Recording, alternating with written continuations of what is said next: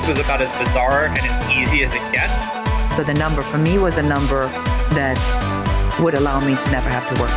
I feel like we got top. I went from a sale of $500,000 to in debt.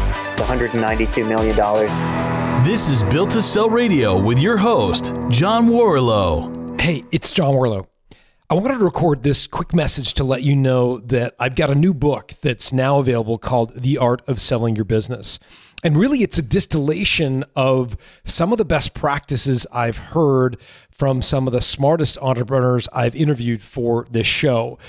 You know, having done now more than 300 plus interviews for Built to Sell Radio, I've seen that there's this small group of founders who seem to really have incredible exits, ones where they make life-changing money from the sale of their company. And what I've tried to do is really analyze what are the transferable lessons among that small cadre of winning exits. I put those into an action plan, a bit of a just add water recipe card for punching above your weight when it comes to selling your business. The book is called The Art of Selling Your Business. It's available anywhere you buy books. Coming up, you're going to hear from Dr. Kristin Kahle, who started 3 companies in the same industry. The first 2 traded at relatively low multiples, 1.5 to 2 times Ebitda. The third one traded at 8 times Ebitda. What was the difference? I'm going to let Kristin tell you her story. Here she is.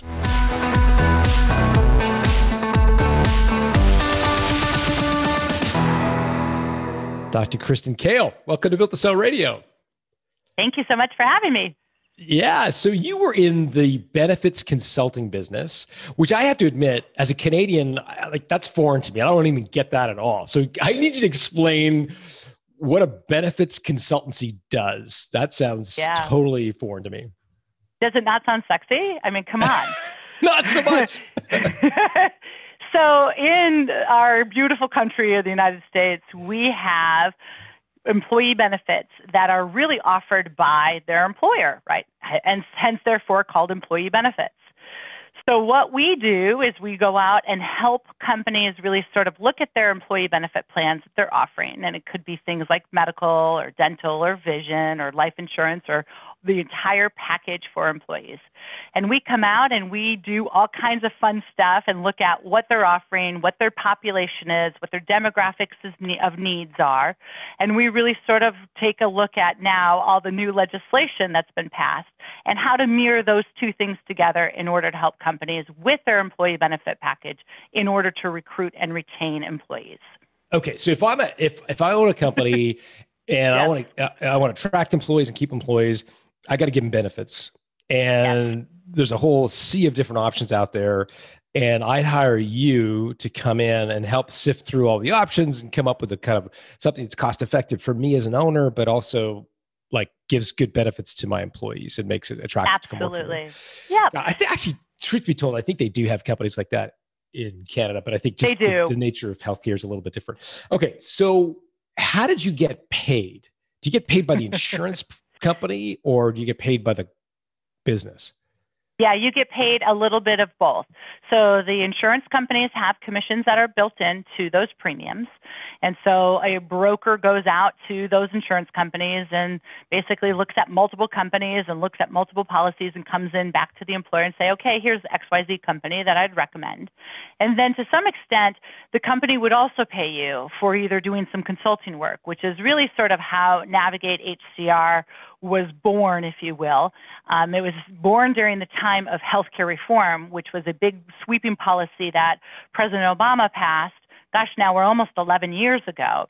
And what that basically said was that if you were an employer, you must offer benefits, because there were a lot of employers out there that wasn't offering benefits. Mm-hmm. But then what it did is it also came into looking at different governmental entities that now are involved with reporting and documentation and some of those other really fun things that people don't want to get or do or have anybody do at all. We came in and actually do that for them.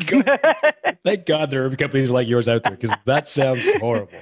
Got it. Okay. So you're doing the plumbing work and trying to sift through this. Here's my question.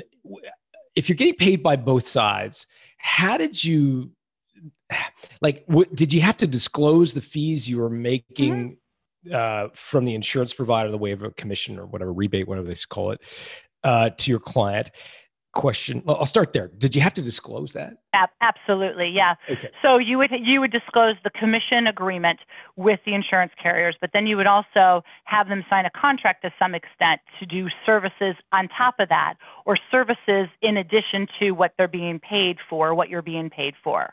And I know in financial services, this is a huge deal because, among brokers and so forth, they get better spiffs from certain companies. And so even though it's not right for the client, there's this whole concept of fiduciary and blah, blah, like it goes on and on. How did the client know that they were really getting the best solution as opposed to the one that gave you the best commission? Does that make sense? Yeah, great question. So Elliot Spitzer came along, I think this was 25 years ago, before his little oopsie. And he really sort of regulated. Is that what you call it these days, an oopsie? An oopsie, yeah, oopsie. Didn't mean to do that. And he regulated a lot of the commissions around the insurance industry. So what happened was you have to have the fiduciary responsibility of showing multiple options to employers and allowing the employers to make their choice in their selection. So there's some ways to certainly document those things. For example, doing a survey of employees to find out who their doctor or dentist is, and then eliminate policies based on who doesn't accept that insurance company. That's a great way to say, okay, we did our fiduciary responsibility, we did a survey, we found out, and we only offered these plans because XYZ employees get access to that. So that's just one example of all of the things that we have to validate in order to help employers with an entire suite of employee benefit packages, and on top of those, all these HR rules that come with it. Okay. There are a ton of employee benefits consultancies.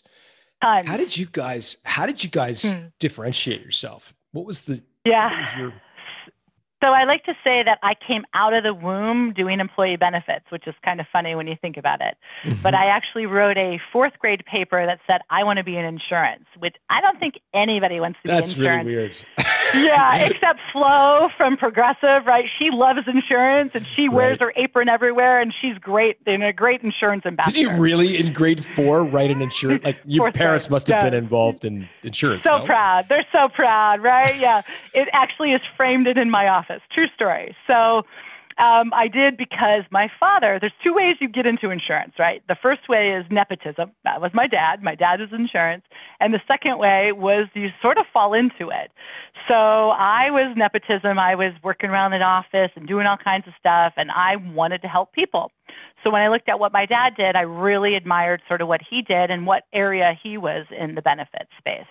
So I got my license right when I turned 18. So most people are out getting their driver's license. I got my insurance license right when I turned 18. And I worked my way through multiple insurance companies that did great training programs and really sort of honed my niche. And my niche was really helping companies that were size 50 to 3,000 and really sort of taking a look at their benefits policy, but then layering on top of it a complexity of all of the compliance regulations that go along with those employee benefits plans. So that was really how I started my niche and ultimately started my 3rd company, which was Navigate HCR.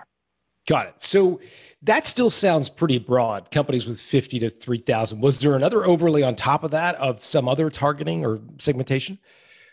Not really. It is quite broad when we look at it, but we also sort of looked at how many HR staff that they had, because what we find is 50 to 3,000 in the United States. We find 1 or 2 or 3 HR team members that can't necessarily wear all the hats that they're expected to wear inside of HR. I mean, if you think about what HR does, it's multiple hats a day. Sure. It's payroll. It's, all kinds of stuff. Employee benefits is just the tip of the iceberg. So we were looking for companies that had very small HR departments that needed to outsource not only benefits, but all of the compliance complexities that go with it. Got it. And so you got this niche, which is great, but how did you win business against some of the other consultancies out there? Like, what was your point of differentiation? Why did I choose you over, the other half dozen guys or gals in my office? Yeah, that's a great question. So the industry is definitely male dominated. So that's number one. I think it's like less than 1% of females are in the sales side of the insurance industry. So if you look at who you're selling to, 98% of HR is females. And there's less than 1% in the industry. So certainly that helped, right? So the old playing golf and getting benefits on the golf course has sort of changed, right? With the dynamic shift of females entering the workplace and really making these decisions, that has certainly changed. So 98% of HR professionals are women? Are women. Mm-hmm. And did you use the sisterhood vibe to get deals? Like, did you say, come on, girl, like, help me out here? Like, was that part of the shtick? Well, instead of golfing, we may have done martinis and manicures. I'm just saying, right? So instead of going out for 9 hours, we're going to go out to the spa for 9 hours and do something better than golf. I'm just saying. So could there have been some of that was used? Absolutely. And it was nice for them to actually get pampered and spoiled and not get invited to the golf course. Love it. Love it. Could you give me like all kidding aside, like a real example of something you would have offered in the way of a spiff or a client gift or some sort of fun thing? Like, was it manicures and pedicures, or like what specifically did you do?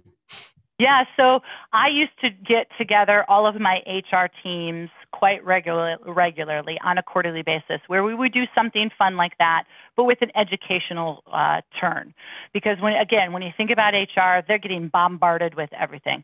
You want to take them away from their location, give them some education, and give them some fun, right? Because nobody really sort of spoils HR. So they're always the ones that get the last end of the stick on a variety of things, right? They're always the ones to do terminations. And so they're always the last one people see on the way out the door. And that's not a fun job to be at all when you have to do terminations for multiple businesses or multiple entities. So we would take them away from their location, give them CE credit. So one of the things that I'm a huge proponent of is education. So I went out and I got my doctorate degree, and then I'm an educator for HR. So I give them a CE credit, so that gets them there. But then I do something fun as well. So really sort of adding a fun element. So yes, it was martinis and manicures. And sometimes it was martinis and massages. And sometimes it was a comedy show. And sometimes it was just a variety of things that we could get them excited about learning something in the HR space, but also outside of their element. Love it. So that's a bit of a unique positioning. Like, you're obviously a woman targeting mostly women as customers. How did that influence the people you hired on your team? It's a great question. 98% of my team matches our population of who we serve.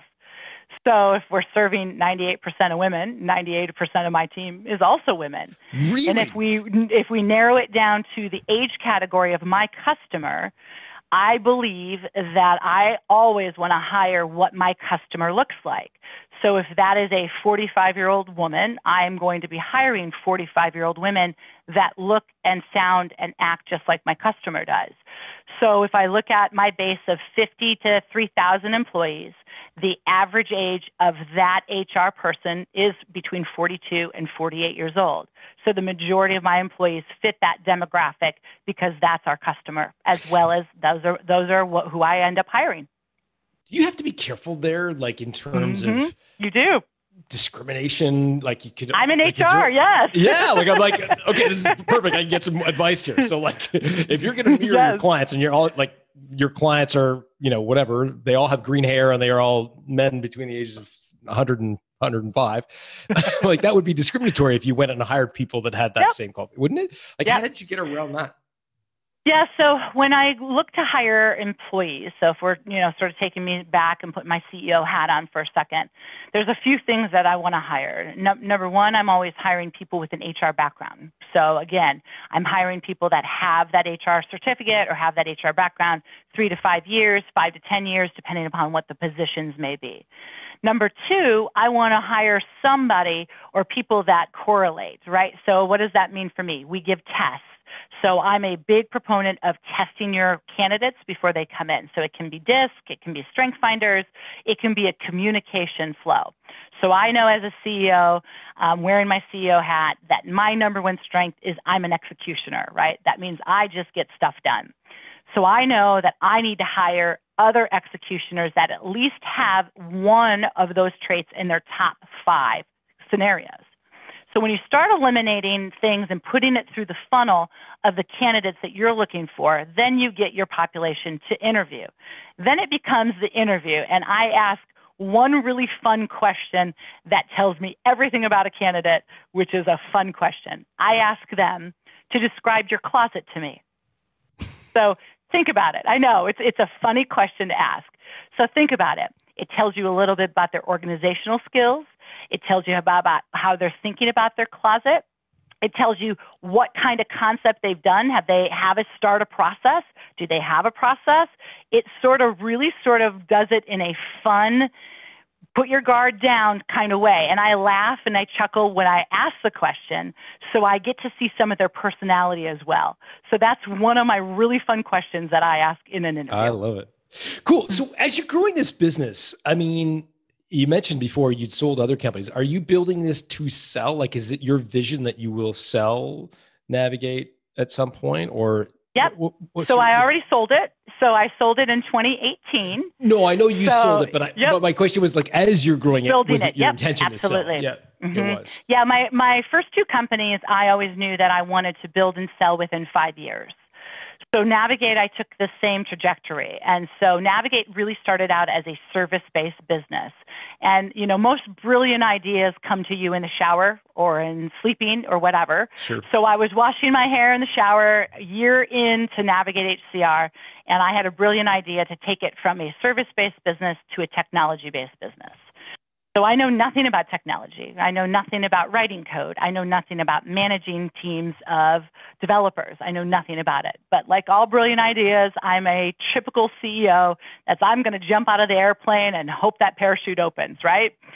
So I decided to change from service to technology and learned all kinds of lessons. I'm sorry? What was driving your desire to have a technology business? The sale and the multiplier of sale. So the other 2 companies were service-based businesses where I ended up receiving about 1.5 to 2 times Ebitda. I knew as a technology company that, yes, I'd have to put blood, sweat, and tears into it, but I also knew I'd get a higher Ebitda. But I also knew that the technology that we were building, nobody else out there had. So I sort of put those 2 things together and said, let's become a technology company. Got it. So your experience was a service company trading kind of 1.5, 2 times profit, pretty modest sort of exit, as it were. Mm-hmm. Or as a technology company, you thought you could do better. What sort of multiples were you hearing at the time? This is well before selling, that you thought, you know, a technology company could do better than 2 times profit. So what did you think it could do? Well, you know, you hear all the Silicon Valley stories, right? And I think to some extent, those are not necessarily legitimate stories for a variety of reasons, right? I think a lot of it's fake money to some extent, right? Cryptocurrency, if you will. So I was hearing anywhere from 5 to 11 times. Ebitda and so Ebitda. Mm-hmm. Got it. Yep. Okay. Yeah, and so what I chose to do was I chose to hire a firm to help me sort of do an analysis of what could my range become.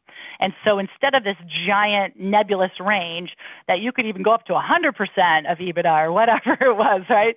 I wanted to narrow it down to really understand what it was going to look like for sale. And what did they tell you?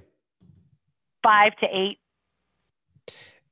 And so every service company owner, I think, listening to this has at some point sat down and dreamt about the idea of becoming a technology company for a lot of the same reasons that you are describing: the better multiples, obviously more scalable, more process, less people, blah, blah, blah. What was the most surprising thing for you trying to make the transition from a service-based company to a technology company? Which roadmap to go for technology? So what do I mean by that? Do you hire it? Do you bring it internal? How do you run your technology teams?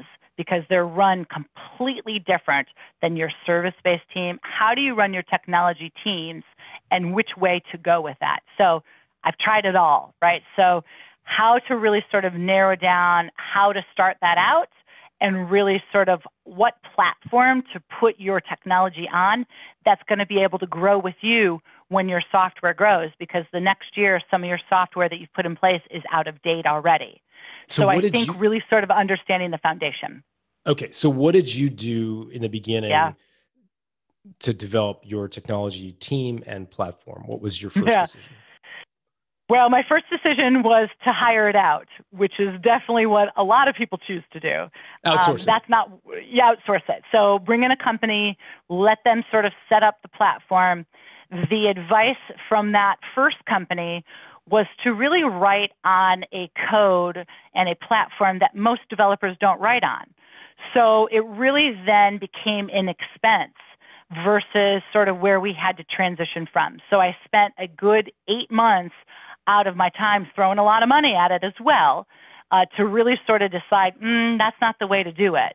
And so I think really sort of understanding where you can get developers, where you need to set your foundation, and really sort of what code you need to write in order to grow your software. What was the code that they wanted you to write the first iteration of the software in? It's a code called Drupal. And what I have found is that Drupal developers are 3 times the cost of a .NET developer. And I might be speaking Greek to some of your audience, but I've learned these things now. And so there's a lot of .NET developers out there in all parts of the world that are affordable. And so I think when you're looking at that type of scenario, it's just knowing which way to lay your foundation for your business. So did you make the switch to .NET? I did. Mm-hmm. How much did you sink into the switch. Drupal? How much did you sink into the Drupal? Yeah, gosh, probably about a good 300,000. And was that sunk money? Yeah, to some extent it was. Mm-hmm. Yeah. Yep. So you switched to Drupal. Tell me, like you described the business model as somewhat service oriented. So going out, doing research, understanding what the different options are, surveys, et cetera. So that sounds very qualitative, service based. What was the technology play? Like what were you trying to create through technology? Yeah. So when you look at sort of how HR is done in the United States, it's a lot of paperwork, right? There's a lot of elements that happen in an employee life cycle. So meaning when an employee enters your company to an employee leaves your company, there's a lot of variation that happens. Employee benefits is just one component of what happens, right? So it's, here's what we're offering. You get to choose it every year and away you go, right? So you've got some things that occur there. But what happens during the life cycle is, people get married, people have babies, people go out because they're sick, they get promoted, they have to do certificates. So if you sort of start thinking about that, there's technology that people have to pull different sets of those employee life cycle in, and they have to go various ways to do it. And HR, to some extent, is not necessarily a revenue generator. They're always at the bottom of the list when it comes to any kind of technology or any type of upgrades with regards to how to run their departments. And they're running the entire company with regards to human capital. So we looked at all of those things that had to do, and then add the element of healthcare reform. And that element of healthcare reform now added one more layer called the IRS. The IRS, most people in the United States start shuddering from. They don't want to talk about the IRS. They don't want to talk to an IRS agent. And we add one more element on top of employers that this is ultimately the area that's going to look at all your data and decide if we're going to audit you or not. So we wanted to be able to build technology that created that entire life flow of an employee, but also talk to our governmental entities. So we could do everything in our system and then ship it to our governmental entities in order to make sure our clients were taken care of. Got it. I want to go back to something you said earlier, which struck me as interesting. You started Navigate with a view that you wanted to get in and out in 5 years. Mm-hmm. What's behind 5 years? I don't know. It's a great question. I think to some extent, as CEOs, especially me, I got a little bored, right? I think you get sort of to the point where you've got your systems and you've got your team and you've got things dialed in. And I think if you're not, at least for me, if I'm not always designing or always doing something else, you get a little bored. So I don't know where the 5 years came from. I think because of the other two that I built under 5 years, I sort of had this 5 year and this figure in mind. I'm still obviously here, so I built it and sold it, and I still have a contract, so I'm still sort of here at Navigate. So I don't know what it's really about. I think I probably need some hypnosis to figure out what that's about. Well, I think a lot of people would definitely acknowledge the boredom factor after the startup years for sure. And do you ever wonder if you may have sold too early? That perhaps 5 years is just too early in the life cycle, that you left money on the table in doing so. What are your thoughts on that? Yeah, I don't think I left any money on the table. And I think, I feel like my deal was a good deal. I think with any deal, I had to look at it of compromise on both parts, right? So one compromise that I did was I wanted 90% cash up front. So with 90% cash up front, what that came with was a 5-year contract. If I wanted less cash up front, it was going to be a shorter contract. So then I've stayed in the business for 5 years. So I'm 2.5 years into a 5-year contract. So I think because that was one of the things that I wanted, I think it became, a good deal because of that 90% cash right up front. Got it. 5-year contract is that's like a whole business for you. Like that's an entire company. Yeah, right. There's an opportunity cost there. Right. And then I think also, you want to have stock options. You still want to see your company grow, right? So it sort of feels, I don't have children, but it sort of feels like to me is I raised them all the way to high school and now I'm going to college, right? So now my child is in college and you want to sort of make sure that you still cross that finish line and you're still delivering for your clients and you're still doing what you said you were going to do and making sure that your team is really sort of in a really good position. So I think, for me, there's some great attachment to the company that I built, blood, sweat, and tears. And, I sold clothes and I sold my car to start my business and bootstrapped it and all that other stuff to do it. So I think when you get to that point, it really sort of becomes, how do I separate from the business at this point? Got it. Let's get into the deal itself. So how big did you get the company in terms of either like revenue or number of employees or some proxy for size before you decided, okay, I want to sell? Yeah. Well, let's see. Since a lot of your audiences are EOs, we could be a YPO preferred company. So we got it to a pretty good point. Let's just say it took us 6 months to hit the $1 million mark, and we grew every year 50% for 5 years. Got it. So I'm totally lost as to what the YPO, what's the YPO? Yeah, your YPO marker is between 13 to 20 million. Got it. I've never heard that before. Interesting. Yeah. Okay. So YPO just moved their marker down to 13 million. Got it. Okay. And by the way, for folks listening, EO stands for Entrepreneurs Organization and YPO stands for Young Presidents Organization. Two great organizations involved in entrepreneurial sort of mentorship forum. I'm butchering it, but you can look them up. Okay. So how many employees did you have? Yeah, so at our highest employees, we had 47 employees all across the United States, as well as we added some all across the globe. So certainly adding in developers or service or wherever it would be. We do have service people as well, and then technology and our technology platform. So 47 was our highest. Right now, we're sitting at about 28 employees. And then the company that bought us, we're sitting in a large company of about 900 employees. Okay. So you reached, more than 40 employees. What triggered you to want to sell? Was there some sort of event that came up? Yeah, there really wasn't an event that happened. Again, I had that 5-year vision, and I started sort of going down the path of feeling like maybe there could be competition to where we're at. Maybe if I got into a purchase agreement that brought different leads, then we could look at different ways to grow based on who I go into as far as a mother organization or a father organization. So I just felt like, based on sort of where we were at, I went down the path of evaluating the business and getting the books cleaned and sort of looking at it at that point. And so, it came along at the right time, at the right price, and I think I just positioned it in that area. Could I have punted it down the road another year or two? Yes. However, I just think that was the right time for us. As you evaluated the business, again, 40 plus employees, what was your sense of a fair valuation at that point on a multiple of Ebitda? Yeah, so I was sitting between the 6 and 8% range for Ebitda based on, proprietary things that we had developed, not only the software, but the process and really sort of the workflow of the technology tools that we used in order to make sure clients got through the process and being able to know where clients were at in the process. So I think when we went, and I talked to some really smart people, way smarter than me, who really sort of then said, here's how you evaluate it, or here's some things that you can do to get bigger evaluations or better evaluations. So we implemented some of those things as well.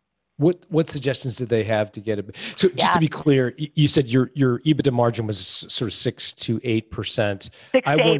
Mm-hmm. Yeah, I was asking a different question earlier. I meant, the first couple of businesses you mentioned were trading at like 1.5 to 2 times profit. Yep. You had an outside consultant saying, hey, if you make this a technology company, 5 to 8 times profit is reasonable. Were you still working with the 5 to 8 times number when you started to sit down and evaluate? Yeah. Okay. Yeah, absolutely. Yeah. And I think that's the right number when it comes down to technology, unless, there's some other circumstance. And again, remember, I bootstrapped it. So I didn't have anybody I needed to pay off. I didn't take any giant loans out. I had a line of credit. But as far as cost goes, my line of credit was minimal, right? It was $150,000. That's minimal in a technology company for a variety of reasons. And to be clear, it was definitely a technology company in the sense that you built this app to manage this process. Did your customers, though, did not pay on a SaaS or software as a service model, as I understand it? They were continuing to pay, you got a commission from the provider and a consulting fee from the customer. Am I correct there? So we have half and half, right? So we have clients that just come to us for all the technology pieces that do pay for SaaS. We also have our SaaS system that's white labeled behind the scenes on a lot of companies' platforms who I can't mention their names, but we're a white label behind. And then we had clients that were also doing the employee benefits for or working with brokers who were doing the employee benefits for. So 3 different areas that a client could come in as a funnel, which when you said it was a broad funnel, yes, it was a broad funnel, but it basically then looked at that business size and really sort of brought people to what they needed and how we could protect their business. And that was sort of how we looked at that approach with clients. Got it. You mentioned there were some people way smarter than you. I doubt that. But anyways, way smarter than you that said, hey, you could do this, that, or the other thing to make it more valuable. What exactly did they tell you to do to make it more valuable? Yeah. Number one was clean up my books, right? So really sort of look at how you could position your books for the question. If somebody came in and said, no, what is this or what is that, that you had an explanation or you really knew your books in and out.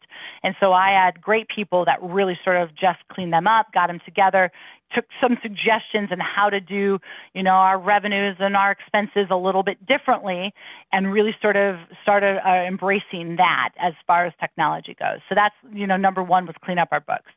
Number two, come up with something proprietary, something that only you can do, only something you can deliver. So we came up with all kinds of proprietary process. We've got some trademarks out there. We did some software that nobody has integrated. They could go out and buy 6 different software companies. We've got it on one platform. And so we really did some things that just made us unique to position it that we can say, hey, here's what we do and here's what a client wants to come to us for. And then number 3, get long-term contracts, long-term transferable contracts. So we wrote in our language that it can be transferred regardless of ownership and had long-term contracts, 3, 5, 7, 10 years, whatever those contracts would be. And then we basically did those 3 things as somebody who wants to buy us, looking obviously at positive when it comes to that purchase.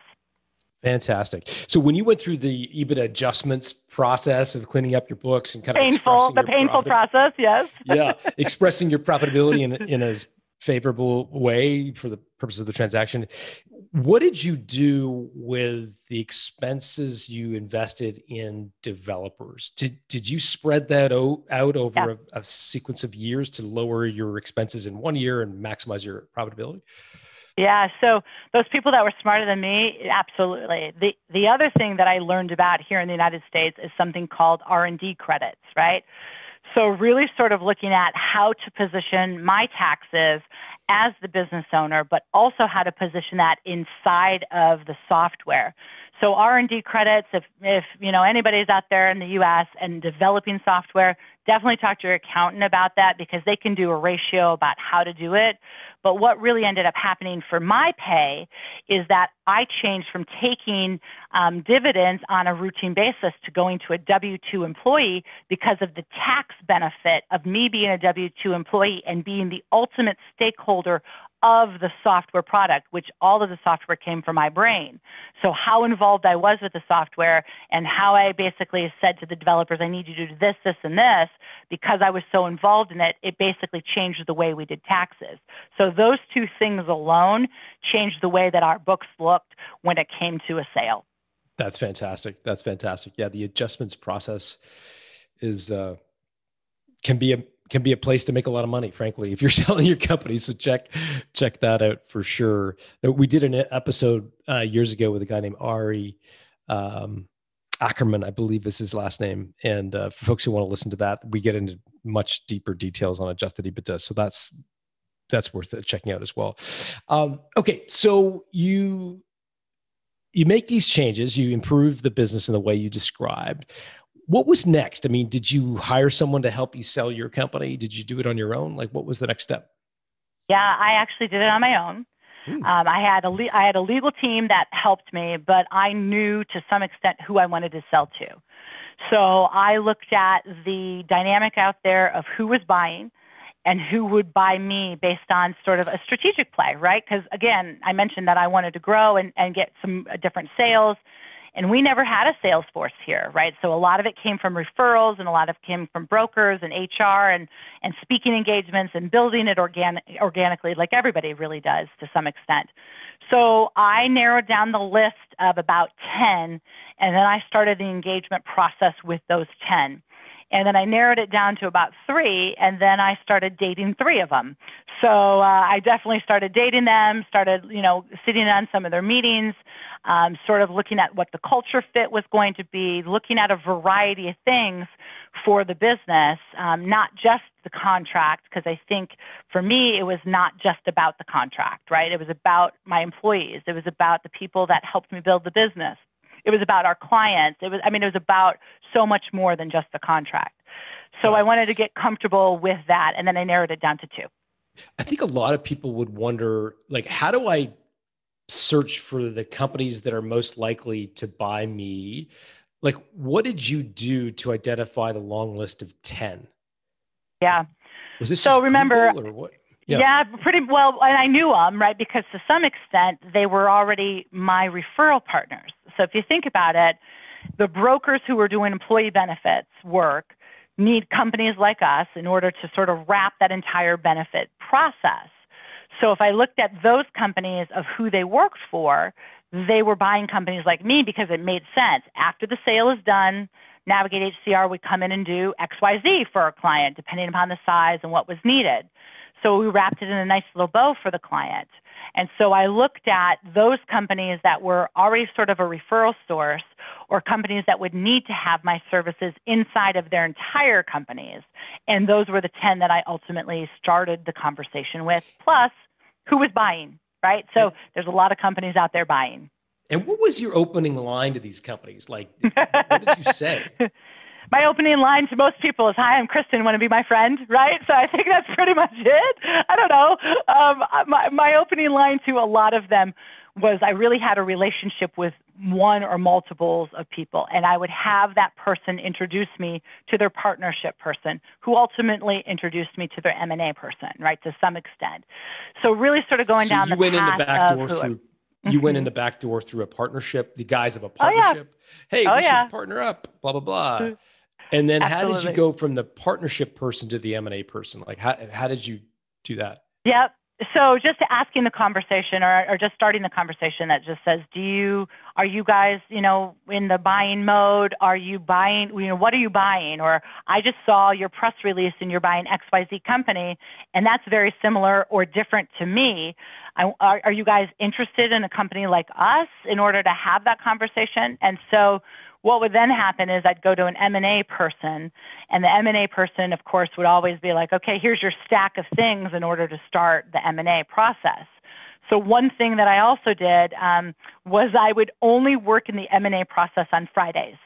So instead of, working through it and getting sidetracked on sort of the M&A process, I'd work Monday through Thursday on all my other tasks, all my CEO tasks, all my development tasks. And then come Friday, I would actually turn off my email and I'd start looking at some of that M&A stuff. So I focused one full day on really sort of going through that process.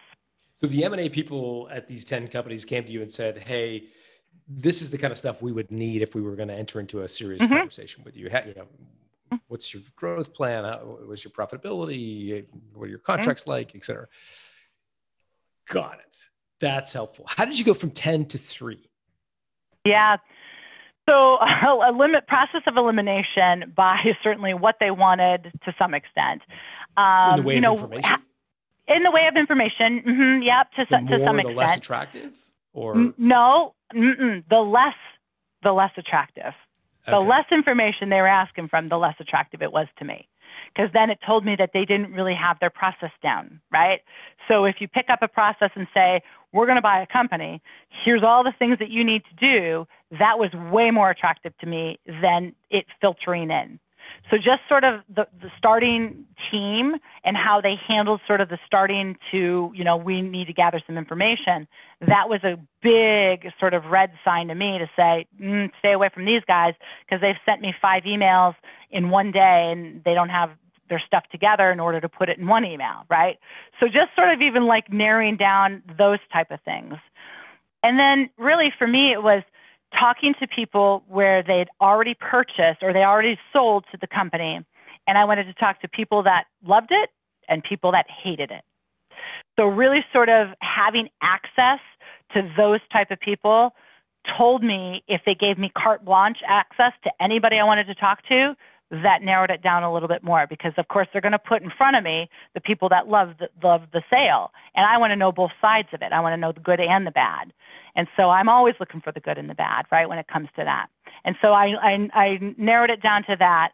And then I also wanted to know public versus private, right, because, I just sort of wanted to go down that path.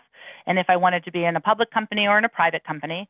Private equity owned or not private equity owned. And then stock was an important factor for me. So that's how I sort of then got to the 3 that I got to. Sorry, in what way was stock important? Stock was important for my long-term play because for me, I hadn't really sort of had too much investments in the 401k space or my retirement space because I always reinvested back in the company. I swiped out, all of my money to some extent to start this company. So for me, it was building back up my retirement plan to have that stock and to be able to have that on a long-term play when I knew I didn't have enough or what I wanted in my pot because I started a business. Okay, I'm lost though, because if you get paid cash up front, don't you have a big pot of money to go buy whatever stocks you want? You do, but it was also a good cushion for me. And to be honest with you, it was one of the things that my husband wanted as well. Stock in the acquiring company. Yeah. Mm-hmm. Isn't that interesting? Yeah. So for him, it is really about sort of security, right? He's been an employee his whole life. He didn't know how I was jumping out of airplanes without bungee jumps and parachutes. He didn't get it. And he didn't necessarily understand the whole sweeping of your account in order to start your business, right? Like all of us have done. So he wanted more of a cushion. And for him, it was a very important thing that I had stock and that he had some access to stock because he also came along on the journey with me. So, it's also about Did he work in the company that comes. He did not, no, Okay. but he came in the journey. By virtue of the fact that you're married. I got it. Yeah. Got it. Yeah. Got it. So it was one of the things that I wanted to honor him for as well. Got it. Okay. That's super helpful. So at what point did you receive offers? Like you had 3. Did all 3 make an offer, or did it? Yes. How did that work? Yeah. So all 3 made an offer. And so I hired a attorney to help me weed through the offers, really, because I wanted a different eye set on it. And then I went to my advisory board. So I had built an advisory board of people that I trusted in order to help me through the sale. And my dad was on that advisory board, he had sold multiple businesses as well. I had a few other people that were on that advisory board. So I took all 3 offers to them, because most of my decisions I've made myself. And I thought this was such a huge decision that I really wanted a sounding board. I wanted some coaches in order to help me through this. What did your advisory board say about the 3 offers? So they liked the one that I chose better than the other 2 Why? for a variety.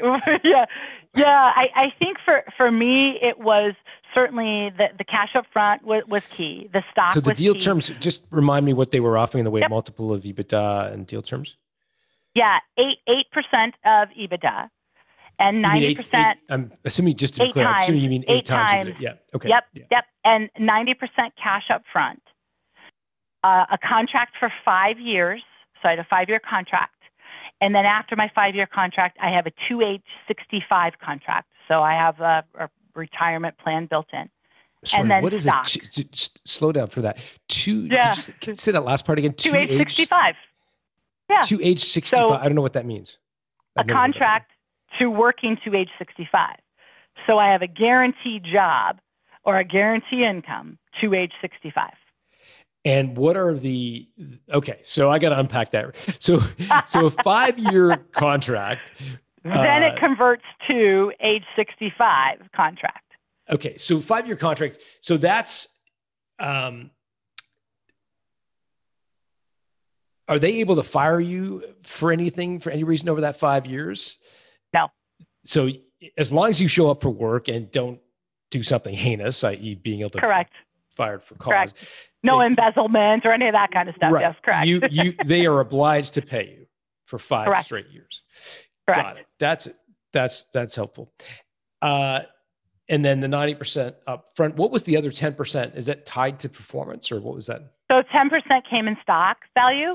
So that was where we equated the stock value. And then the 2 to age 65 is once I hit my 5-year contract. Obviously, I'm not 65. I mean, I'm young, but I'm not age 65 yet. So what it does is it gives you a contract that if you wanted to leave or retire, you would give them a year notice in order to then say, I'm, pulling out of my contract at age 62 or age 61 or age 59 or whatever age it is that you wanted to retire. So having that was also something long-term, because I am very young. So having that was also sort of a little bit of a security blanket as well. This sounds great. I got to set me up a benefits consulting company. This is great stuff. All right. It is great. So, it's a great company that bought me. Yeah, it sounds like it. Okay. So let's talk about the other 2 offers. So the one you liked was 8 times even a 90% of a 5-year contract. What were the other 2 offers like? Yeah, pretty similar. The kicker was really sort of around my contract and my staying in the business, right? So it was really around they could terminate you at any time. They weren't going to give me a 2 age 65 contract. There wasn't going to be sort of that type of guarantee if I wanted it. Again, I may execute it, I may not. It just depends on sort of what it looked like. But the age that I was selling, I felt like I needed to have some kind of guarantee of I just built this business and they're not going to boot me out the door either. So with some kind of non-compete, right? So I think when I looked at it, it was really sort of the best of both worlds that gave me the cash flow that I wanted on a routine basis with some kickers of sales, which I also wanted, but it also gave me some security, which also helped my husband. Okay. So the 5-year contract, was that a salary plus performance incentives? Like how did they structure that? Because that could be a big part of your overall compensation. So salary plus performance bonuses for sales. So it's a quarterly bonus for 5 years. Got it. Got it. And you are 2.5 years into that? 2.5 years into it. Yep. And what's that been like for you? A couple of years. Been great. Yeah. Yeah. I mean, certainly it has been, the positive side is certainly everything I spoke about. It's also been great for my employees to be under a larger company, have some of those protections of the company, have some progression, right? We've got some training and some things in place that as a smaller business, maybe we weren't able to offer. So having some of that vision for sure. I did it, remember, as a strategic sale. So being able to have more salespeople. And the company that bought us has bought 40, let's see, now we're up to 52 other firms. So I have all these partners built in of cross sales that are coming through from those cross sales elements. So having an entire sales staff in place. So the strange part or the bad part or the, whatever, because there's always that comes along with it, is now we're a big company, right? So how do we work and operate inside of a big company? That certainly was with some challenges, of course, right? We always did it this way. Now we have to go through these 3 people in order to get that kind of permission, those type of things that come with it. And so I think there's also some challenges when I look at 51 partners and we're only having, 30 of them to do work with. How do I get the other 20 of them that we can actually do work with? And so sort of how do I steer that ship or really sort of get a relationship with that? So we've got good and bad playoffs for sure. Yeah. You mentioned that you were up to 47, but now around 30 or 20. So presumably there was some or was there redundancies or did people leave or what caused the contraction in number of headcount? Better technology. So it didn't necessarily need a person to push a button or push a widget. Now we had better technology flow that it automatically went through the process. So really for technology, I'm always trying to improve that. And I'm always trying to ask my employees, what do you need? What do you need to do your job better? What can we do inside the system to do it better? We're always asking our clients and our customers that as well. Got it. How did you tell your employees that you'd sold the company? Yeah, so I wanted to do it in person, which was important for me. So obviously this is before COVID, so I wanted to do it in person. And I had told my senior leadership team first. And what I had done in the sale as well is I had negotiated some stock portion for my senior leadership that came from my pot and my bucket in order to keep my senior leadership and have them have an exciting adventure with that as well. So I told them first. I gave them a week to digest it. I held office hours and had any kind of conversations that they wanted to have with me about it. So I certainly, gave space for that.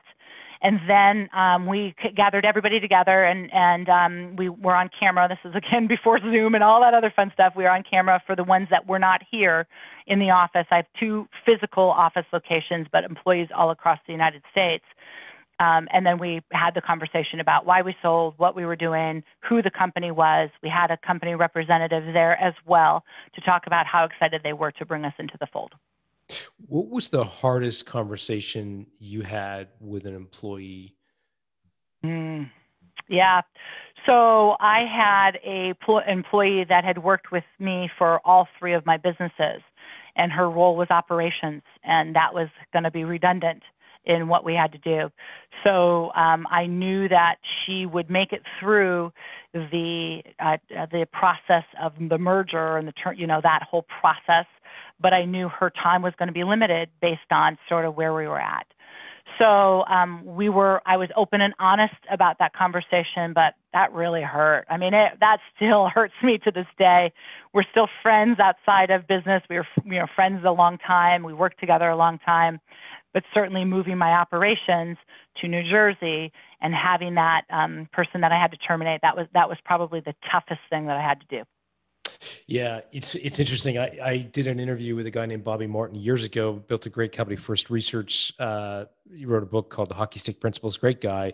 Anyways, when I talked to him about, his biggest regret, it was not thinking through the conversations he was going to have with each of his employees. And it turned out, years later, he felt like he would like to have a do-over on some of those conversations. What was her, like, how did you, with retrospect and water under the bridge, time goes by, would you do anything differently about that conversation?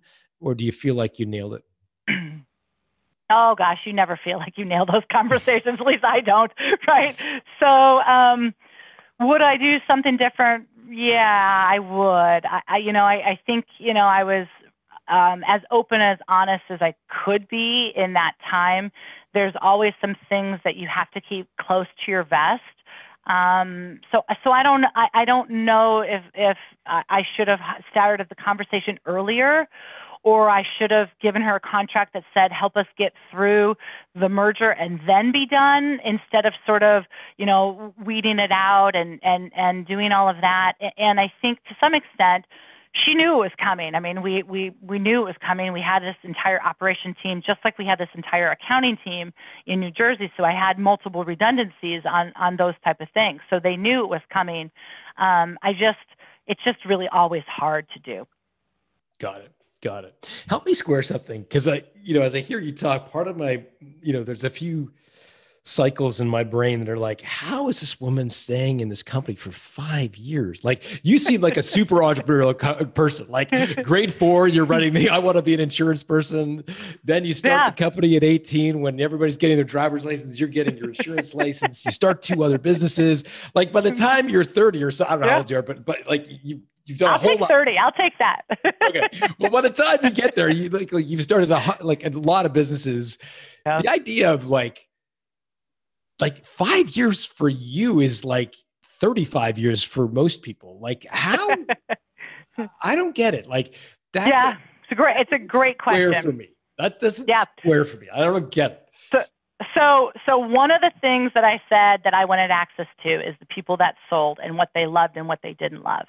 And the company that I ultimately sold to, the one theme that kept coming through was, I was an entrepreneur. I started my company and I still run my company.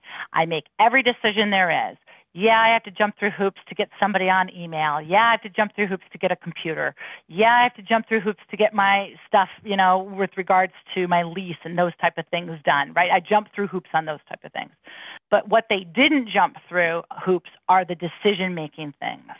So for me, it was really honoring my entrepreneurial spirit and keeping my value of being able to run my company how I wanted to run it. And I could justify it to the senior leadership team or justify it to the private equity board, but I still had the authority to do that. So when you ask me how I made the decisions as well, the other 2 that ultimately went by the wayside, I didn't hear the same theme. So for me, it was really sort of about how can I keep my spirit doing what I do best and motivate the people that I need to motivate, and doing with regards to running my team and making the decisions inside of a bigger team, if you will. And could I do that here? And I'm here to tell you that that has all panned out, and as they have honored all of my requests with regards to what I want to do. We may argue about it like brother and sister, right? We may fight about why we did things whatever way we did it. I may have one more layer of meetings that I have to do that I never had to do before. But in regards to it, I'm still running the ship. So you kind of got the best of both worlds. You got your cash, and then you've also got to continue to run your company, and you've got performance incentives. And so there's some upside as well. It sounds amazing. Did you buy yourself a trophy? Was there like any purchase that you made to celebrate this achievement? Yes, as a matter of fact, there was. I bought my husband a new car.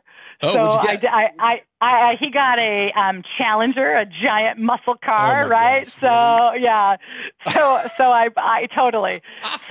so I bought him a brand new car, and he got to pick it out, whatever he wanted. So that's what he chose, and then I bought myself a watch.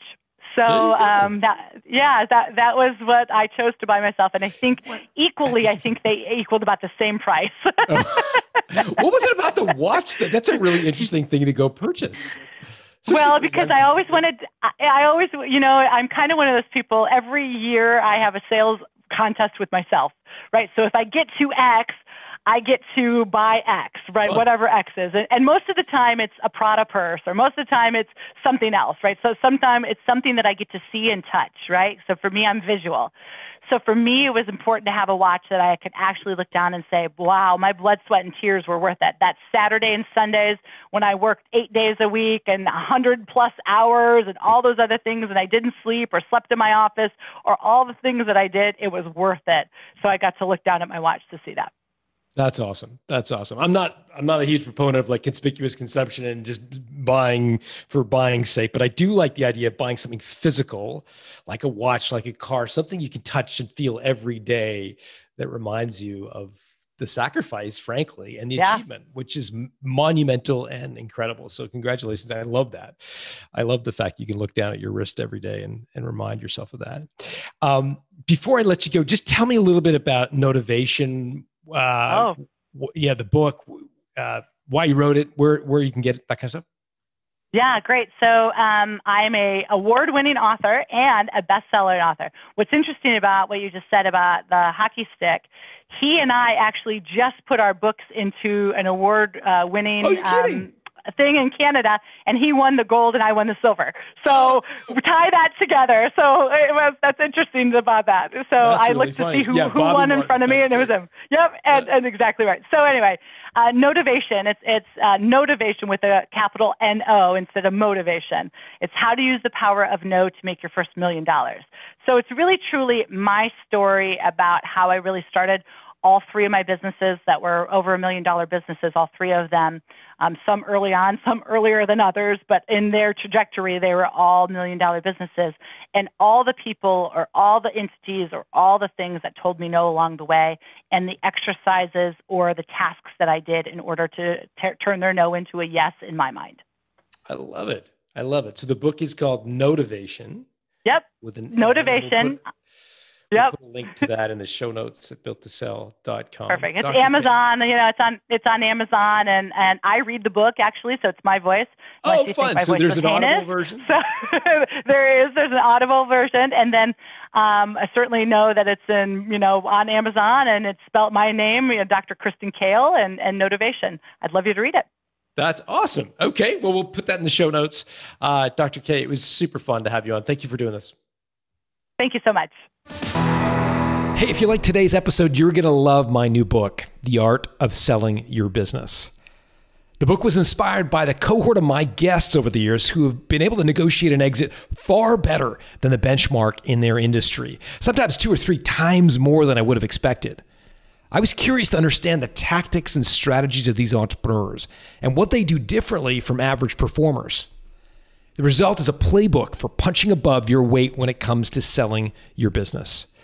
To learn more, go to builttosell.com/selling, where we put together a collection of gifts for listeners who order the book. Just go to builttosell.com/selling. Built to Sell Radio is produced by Haley Parkhill.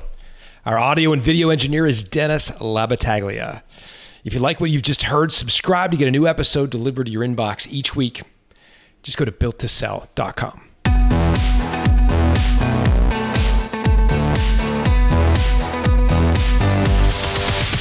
Thanks for listening to Built to Sell Radio with John Warrillow. For complete show notes with links to additional resources, visit builttosell.com/blog. John is the founder of the Value Builder System. To find out how to improve the value of your business by 71%, visit valuebuildersystem.com. John is also the author of Built to Sell, Creating a Business That Can Thrive Without You, and The Automatic Customer, Creating a Subscription Business in Any Industry. Connect with John at facebook.com/builttosell or on Twitter at John Warrillow, WARRILLOW. Thanks for listening.